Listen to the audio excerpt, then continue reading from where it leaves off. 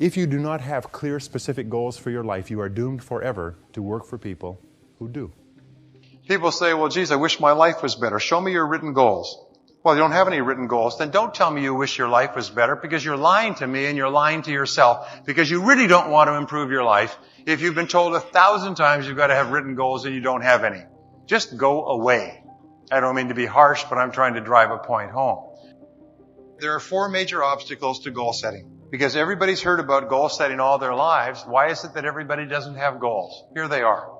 A is the fear of rejection, of criticism. People are afraid to set goals because when they set goals as children, people rained on their parade, insulted them, made fun of them, and made them feel bad when they didn't accomplish them. So here's the key to goal setting. Don't tell anybody. When you set goals, don't tell anybody. The only people you discuss your goals with are the people who also have goals, who will encourage you with your goals and will tell you that your goals are attainable and tell you that you can do it and encourage you to believe it. Now, the second reason that people don't set goals is people don't know how. Remember I said the greatest danger that you can have is to think you know how when you don't know how at all? People think, well, you just write down a list of what you want to do. Well, that's helpful, but it's not enough. The third reason, C, is that people don't realize the importance of goals. If you've been brought up in a family where goals were not constantly emphasized, if you associate with people who don't talk about and work on goals all the time, you can actually drift along, not even aware that goals are central to success in life. D is fear of failure. Fear of failure is the number one reason for failure in adult life, is we don't like to feel that we failed. We don't like to feel low self-esteem. So we very carefully protect ourselves from these feelings of low self-esteem. And how do we do that? We don't set any goals at all. We sabotage ourselves unconsciously by not setting goals for ourselves so we can't fail. But of course, if you don't set goals for yourself, you can't succeed either.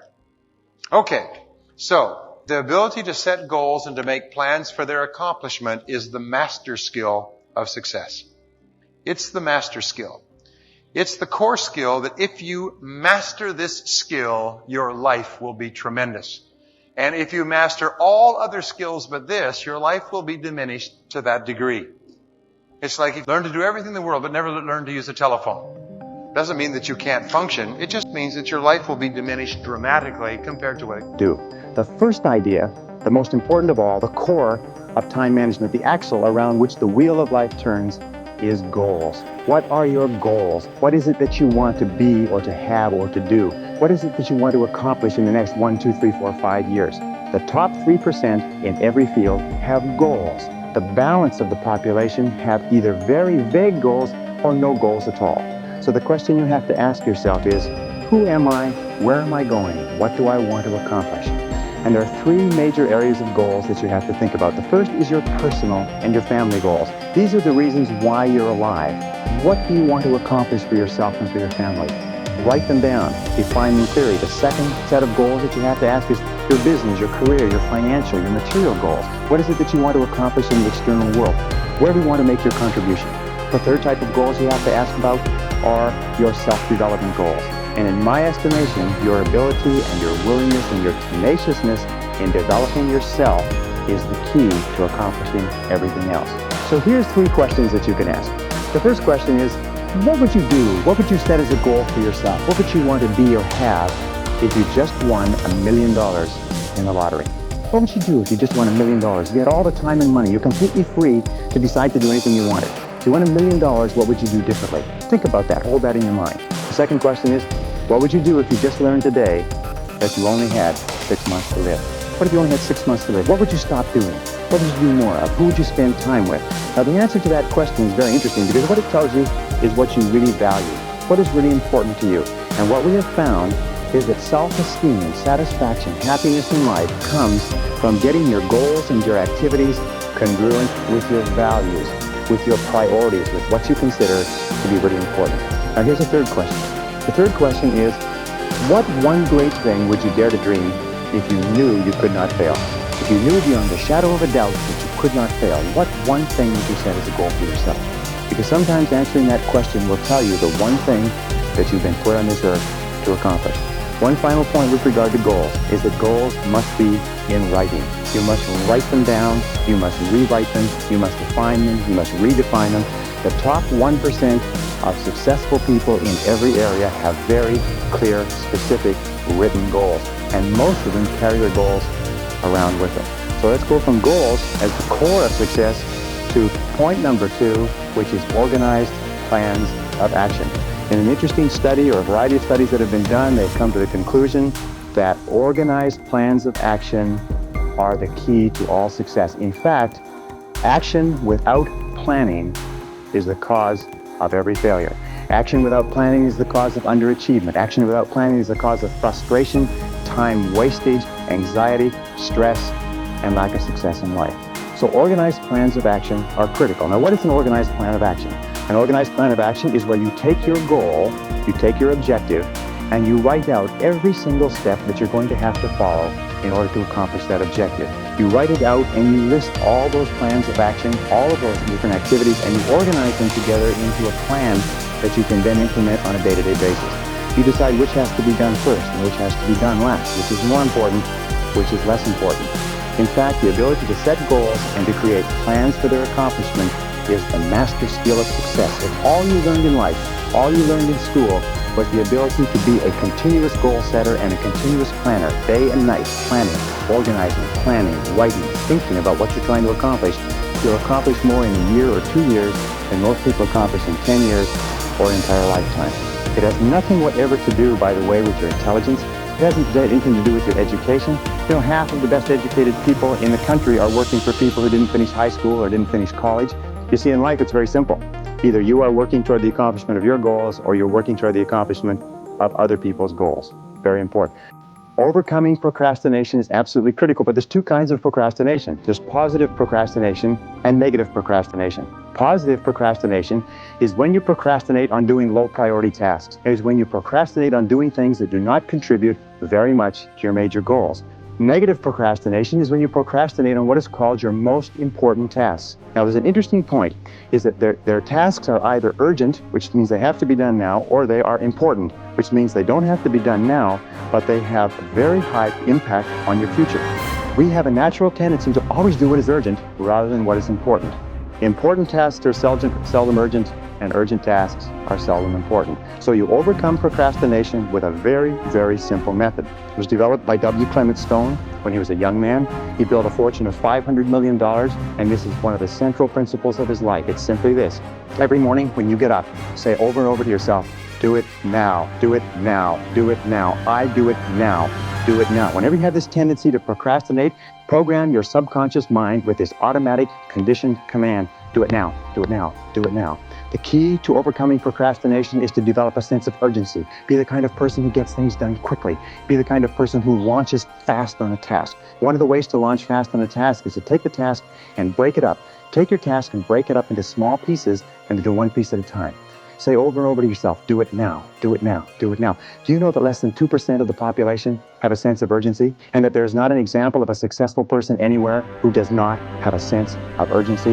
That if you just develop a sense of urgency when somebody gives you a task, that you get on it and do it fast, that alone will move you into the top ranks in a very short period of time. The magic word in time management is no. Learn to say no. Take a clean sheet of paper and write down goals and today's date, and then write down 10 goals that you would like to accomplish in the next 12 months. And write them in the present tense, almost like you're submitting an order. And just write down, I earn, I achieve, I weigh, I drive such and such a car, I own, whatever it happens to be. And the goals will be financial goals, family goals, physical goals, and so on. Write down 10. And then you take this list of 10 and you say, if I had a magic wand and I could wave this magic wand, and I could have any one goal on my list within 24 hours, which one goal would have the greatest positive impact on my life? Which one goal? And go over it. And usually this will jump out at you. And put a circle around that goal. And that's a goal you transfer to a clean sheet of paper, and then you follow the 7 steps. Write it down, set a deadline, make a list of everything you have to do to accomplish it, organize the list into a checklist, take action, and then do something every day. If you'll just do this simple exercise, then you'll all be rich. I'll be rich. Nothing can stop you but yourself. I was never good at anything. I was never picked for any team, and if I was picked, I was the first person cut. I got lousy grades in every class. I got fired from multiple jobs. I even got fired from a job pumping gas once. Can you imagine that? Being fired for pumping gas because you're no good. They came out and said, you're no good at pumping gas. How can you be no good? Little old ladies can pump gas. And here I was no good at pumping gas. Anyway, so I got fired. I went from job to job. And then I discovered that all people who are successful are excellent at what they do. You know the old question they asked Willie Sutton, the bank robber, why do you rob banks? He said, well, that's where the money is. Well, being in the top 10% is where the money is. So what you have to do is you have to pay any price and make any sacrifice to get into the top 10% in your field. Now, here's the good news. If you're doing what you love to do, you will want to be in the top 10% in your field. If you don't want to be excellent at what you're doing, it means you're in the wrong field. It just means that you're marking time, you're treading water. And there's a lot of people who are in their field and they do their job and they go home at night and don't think about their work and so on. And this kind of an attitude means that you have no future. You have a very shaky present. That crackling sound you hear is the ice breaking under your feet, okay? And you have no future, because if you're not doing what you love to do and throwing your whole heart into it, you're just marking time. But everybody is designed so that there is something that you love to do that you can do well. And the fact that you love it means that you probably have the ability to excel at it. So make this decision to get into the top 10%. And let me tell you what changed my life. Here I was struggling in my late 20s, and I learned this. It was a breakthrough thought. Is that everybody's in the top 10% started in the bottom 10%. Everybody who's doing well was once doing poorly. Everybody who is at the top of your field today was once not even in your field at all and didn't even know it existed. What that means is that if you're willing to pay the price and work hard and make the sacrifices, you can get into the top 10%. Now, how long does it take? It doesn't take a week or a month. Most people are really impatient. And to achieve mastery in your field takes 5 to 7 years. The time is going to pass anyway. The time is going to pass. 5 to 7 years from now, 5 to 7 years will have passed. The only question is, are you going to be at the top of your field, or are you still going to be down there with the mediocre 80%? And the wonderful thing is this is nobody's better than you, and nobody's smarter than you. If anybody else is at the top of their field, it means that you can be at the top of your field. Just go to them and find out how they got there, because they started at the bottom. Now, it may take longer for some people and less for others, but everybody who puts one foot in front of the other and keeps moving eventually gets there. And that's where all the rewards are.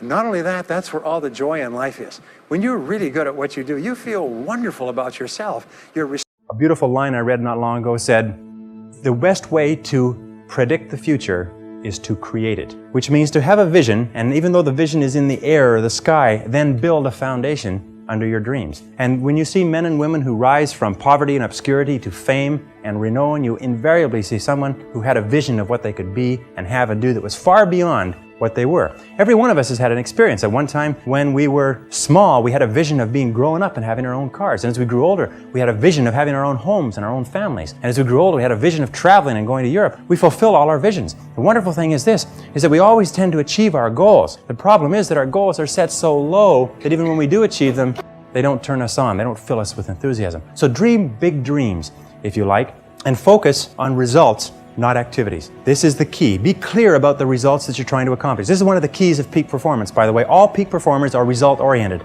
All losers or underachievers tend to be activity-oriented. And in activity orientation, what they do is they work very, very hard. Sometimes they work frantically. Sometimes they work longer hours than you do, but they lose sight of the results. Ben Trigo, the strategic thinker, said, the very worst thing in the world is to do very efficiently what need not be done at all.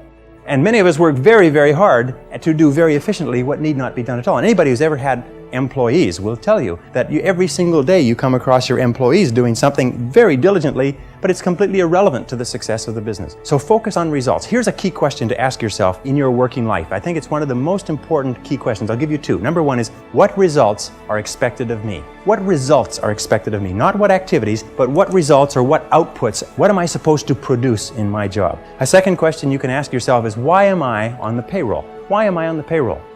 What results are expected? The results that are expected of us in selling are sales. And the only time that we are working is when we are doing something that contributes directly to that result. Isn't that true?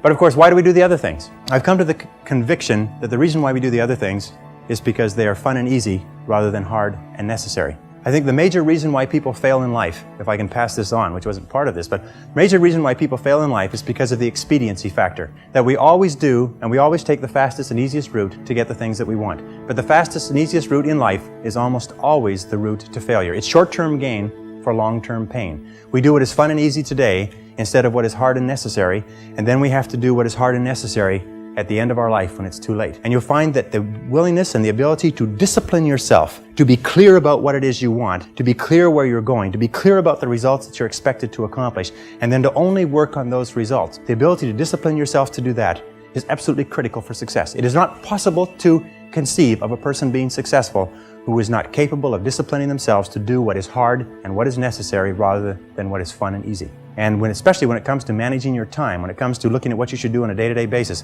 focus on results, not activities. Now let me give you a method which has helped me. Write out your goals. All goals have to be in writing, by the way. If you don't have your goals in writing, then they're not really goals at all. They're merely wishes. And as they say, a wish is merely a goal without any energy behind it. Have your goals in writing. Write them out very specifically and clearly, and then do this. Every single morning, rewrite your major goals in the first person singular as though they already existed. Rewrite your major goals every single morning. Now, this should take you about 2 to 4 minutes, maybe 5. You can do it all in a paragraph. For instance, if your goal is to earn $50,000 a year, every single morning write, I earn $50,000 a year. If your goal is to be excellent in real estate, say, I am an excellent salesperson in my field. If your goal is to weigh a certain number of pounds, if your goal is to enjoy a certain kind of life, write down your major goals in the first person singular as though they already existed today every single morning. And then every single evening, take about 5-10 minutes, instead of watching television, just before you turn on the television, say, wait a second, I've got to review my progress. And sit down and review what you've done in the course of the day. And say, what have I done right today? What have I done right that's moved me toward my goals? And second question is, what would I do differently if I had today to do over again? Those 4 steps, by the way, writing and rewriting your goal each morning, reviewing them in the evening, and asking yourself those 2 questions. What did I do right? What did I do that moved me toward my goals today? And what would I do differently if I had the day to live over? If you'll ask yourself those 2 questions, in the next 30 days, you'll accomplish more than you accomplished in the last 6 months. This is the most incredible method I've ever seen. I learned it some years ago. Just rewrite your goals every morning. The only problem with goals is that we don't set enough of them and we don't set them highly enough. You can have anything you want. Imagine you could have anything that you want, anything that you can hold in your mind on a continuing basis, you can have. Anything that you are crystal clear about wanting and are willing to pay the price to get, you can have. So clarity is the key. Be clear about what you want. Be clear about what you have to do to get it. Be clear about your vision. Be clear, speak, walk, talk, and act with clarity. And that's the final point with regard to clarity. I have seen many men and women who have tripped themselves up by being beaters around the bushers, if you like. They are very careful about whatever they say, and by the time they say it, people have gone home for lunch. And one of the keys to success is to be very straight and to be very clear, be very precise. Interesting, one of the reasons why people do not speak to the point is for fear of offending others. Isn't that true? For fear of offending others. Interesting study they did last year. They asked a great number of executives, male and female. They said, if you had to tell a person something unfortunate with regard to their career that was going to affect their lives, and this is something that you've known for a long time, how would you go about breaking the news to them? And each of the person described the strategy they would take. They would set up the timing right. They would start off with a talk about talking about subjects that they had in common. They would close the door and keep out the noise. Anyways, they went around and around, and they're all circuitous routes for how they would get to the point. And then they reversed the question. They said, how would you like to be informed of this same subject? And every single one of them said, I'd like to be informed in a straightforward way. I'd like somebody to tell me straight the news. You see, all of us want to be dealt with in a straightforward way because we know we can take whatever it is. But we think that everybody else is too fragile. So what we do is we pussyfoot and tippy-toe around and avoid giving them the news, and we finally do get the news to them. Sometimes causes more problems than is necessary. So be straightforward, be clear in your language, be clear in your actions. Let people know exactly where you stand, and let people know exactly what you've said and what you mean. Very, very important. And it takes practice, by the way. Every single one of these habit patterns, every single one of these qualities has to be learned by practice. And I sat down and looked at this whole concept of excellence, and I saw something that I hadn't noticed. It's almost like something brought to the surface of your mind. I noticed that every single man or woman that I had studied who had achieved any kind of success in any field whatsoever had done it after they had made a commitment to becoming excellent